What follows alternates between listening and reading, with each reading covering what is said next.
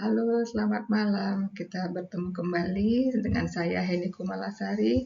Pada kesempatan kali ini kita akan membahas tentang studi kasus filsafat dan kemajuan pendidikan di Indonesia. Nah, ada beberapa teori yang akan kita bahas. Yang pertama yaitu dari Plato yang menyatakan pendidikan sebagai jalan menuju kebajikan. Dikatakan bahwa pendidikan adalah jalan menuju keadilan dan kebaikan yang bukan hanya sekedar mengajarkan keterampilan. Diketahui bahwa ketidaktahuan itu akan menjadi akar ketidakadilan sehingga di sini pendidikan harus dapat menuntun pada pemahaman sejati di mana guru berperan membimbing siswa keluar dari gua kebodohan. Nah, ini maksudnya ada mitos seperti mitos gua yang menyatakan bahwa di mana mereka yang telah mencapai pemahaman sejati tidak boleh tinggal dalam kegelapan. Dia harus kembali ke gua itu untuk membagikan pengetahuan yang telah diberikan. Nah, relevansinya apa dengan pendidikan di Indonesia saat ini? Diharapkan bahwa pendidikan di Indonesia perlu menanamkan nilai moral dan makna belajar sehingga kedepannya siswa dapat membentuk karakter tolong-menolong antar sesama dan saling membimbing keluar dari belenggu kebodohan. Dengan demikian, siswa akan mencintai pengetahuan dan kejujuran sebagai bentuk kebajikan seperti yang diharapkan bersama. Nah, kesimpulannya dari teori Plato ini bahwa mereka yang tercerahkan harus membimbing yang lain keluar dari kegelapan. Selanjutnya, teori kedua dari Aristoteles yang menyatakan tentang moral, habit, dan phronesis.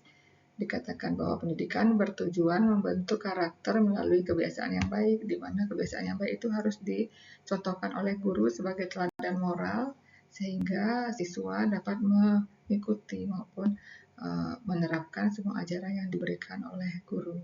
Jadi konsep phronesis di sini bahwa kebijaksanaan praktis dalam bertindak itu harus sesuai dengan kebenaran yang telah diajarkan.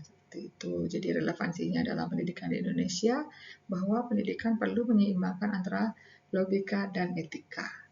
Nah, dari teori Aristoteles ini dapat dipetik kesimpulan bahwa kita adalah apa yang telah kita lakukan selama berulang kali. Nah, selanjutnya tentang teori Konfusianisme, di mana pendidikan bertujuan untuk menjadi junsi. Ya, tujuan pendidikan itu membentuk manusia junsi, artinya manusia yang berbudi luhur. Nah, nilai utama dalam pendidikan Konfusianisme ini adalah adanya Ren, yaitu kemanusiaan, kemudian Li, tata krama, dan Yi, keadilan moral. Jadi di sini guru diharapkan sebagai teladan moral yang dapat membimbing serta melakukan refleksi diri kepada siswanya. Dan relevansinya apa dengan pendidikan Indonesia saat ini? Nah, teori ini sejalan dengan nilai-nilai pada pelajar Pancasila. Ya, jadi pendidikan adalah merupakan sebuah proses menjadi manusia yang beretika, jadi menuju manusia yang lebih baik tentunya. Nah, selanjutnya yang keempat, teori dari René Descartes yang menyatakan rasionalitas dan berpikir kritis, di mana ungkapannya ada yang kita kenal dengan cogito ergo sum, yang berarti bahwa aku berpikir maka aku ada. Teori ini menolak bahwa pengetahuan tanpa bukti, jadi lebih menuntut kepada pembuktian sebuah teori atau pengetahuan melalui nalar. Jadi relevansinya apa dengan pendidikan saat ini bahwa dorongan dari bagi kurikulum sains yang menekankan logika dan refleksi. Jadi pembelajaran itu lebih merangsang siswa untuk berpikir, menjawab suatu pertanyaan maupun permasalahan dengan lebih menekankan pada logika dan refleksi. Dan apa peran guru sebagai pembimbing di sini? Tetap sebagai fasilitator berpikir ya, bukan hanya sekedar pengajar. Jadi kesimpulan dari teori ini adalah jangan pernah menerima apapun dengan benar tanpa melakukan pembuktian terlebih dahulu, seperti itu. Nah, teori selanjutnya yaitu dari John Locke yang menyatakan tentang empirisme dan tabula rasa, di mana diketahui bahwa tabula rasa merupakan teori yang disampaikan oleh John Locke yang memandang bahwa manusia terlahir sebagai lembaran kosong yang dapat diisi dengan pengalaman semasa hidupnya. Locke tidak menyukai pandangan yang menyatakan bahwa manusia terlahir dengan membawa pengetahuan bawaan, tapi pengetahuan itu didapatkan melalui pengalaman dan refleksi. Kemudian pengetahuan itu juga didapatkan dari interaksi aktif dengan lingkungannya. Nah, melihat kondisi pendidikan terkait saat ini yaitu dengan teacher-centered learning sebenarnya sesuai dengan pandangan John Locke di mana secara praktek hal ini membuat guru menjadi pusat pembelajaran dan siswa menerima informasi dari guru itu sendiri. Nah, guru menciptakan ruang yang aman untuk melakukan eksplorasi dan refleksi. Kesimpulan dari teorinya John Locke yaitu tidak ada pengetahuan yang tidak berasal dari pengalaman. Oke, selanjutnya teori yang keenam yaitu dari Jean-Jacques Rousseau yaitu tentang pendidikan alamiah yang menyatakan bahwa manusia pada dasarnya itu baik. Jadi pendidikan harus selaras dengan alam. Beliau menolak tekanan akademik yang berlebihan dan sistem nilai yang kaku selama terjadinya proses belajar mengajar. Jadi relevansinya apa dengan pendidikan saat ini? Dapat dilihat bahwa kurikulum itu perlu memberi ruang eksplorasi sesuai dengan perkembangan anak dan guru bertugas untuk memfasilitasi kebebasan belajar yang alami dan bertanggung jawab. Misalnya, pada masa anak-anak haruslah menekankan pentingnya interaksi dengan alam sebagai cara terbaik untuk memahami dunia, bukan hanya melalui buku. Dan kesimpulan dari teori ini menyatakan bahwa anak belajar bukan untuk sekolah, tapi untuk hidup.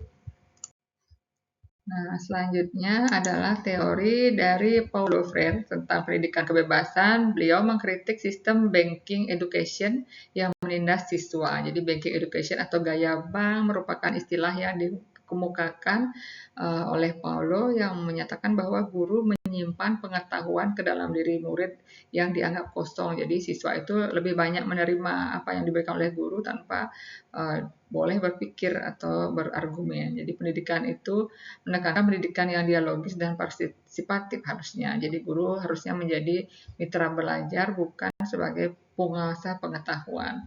Relevansinya apa dengan pendidikan saat ini yaitu membangun kesadaran kritis dan memberikan kebebasan untuk berpikir. Jadi pendidikan sejati adalah sebuah kebebasan. Jadi teori menurut Paulo itu. Nah, yang ke-8 yaitu teori Michael Foucault yang menyatakan tentang pendidikan dan kekuasaan. Di sini dikatakan bahwa pendidikan adalah merupakan bagian dari jaringan kekuasaan dan berfungsi mengatur perilaku manusia. Jadi menurutnya sekolah bukan hanya tempat belajar, tetapi juga ruang disiplin yang dapat digunakan untuk membentuk kepatuhan melalui aturan, ujian, maupun pengawasan. Jadi kekuasaan ini menentukan siapa yang berhak atas pengetahuan. Apa relevansinya dengan pendidikan saat ini? Dikatakan bahwa pendidikan perlu menumbuhkan budaya yang reflektif, jadi bukan hanya patuh. Jadi siswa sangat boleh untuk melakukan diskusi dengan pendidik ataupun gurunya. Dan guru ini diharapkan dapat memberikan ruang dialog dan kesadaran akan pentingnya relasi kuasa. Jadi pengetahuan itu tidak ada yang kekal ya, jadi semuanya harus terkait. Jadi demikian dari Michael Foucault. Nah, selanjutnya teori dari Habermas tentang tindakan komunikatif. Beliau mengatakan bahwa komunikasi rasional dilakukan untuk mencapai pemahaman bersama yang biasa dikenal dengan communicative action ya dari Habermas yang menyatakan bahwa perilaku sosial yang memiliki landasan dialog rasional untuk dapat mendapatkan pemahaman bersama, jadi bukan semata-mata kemenangan dari berargumen. Nah, di sini beliau menolak bahwa untuk terjadinya dominasi dari guru dalam percakapan di kelas, jadi lebih mengizinkan untuk siswa melakukan diskusi atau dialog. Relevansinya dengan pendidikan saat ini mendukung pembelajaran kolaboratif dan demokratis, jadi menumbuhkan budaya mendengar dan menghargai adanya perbedaan.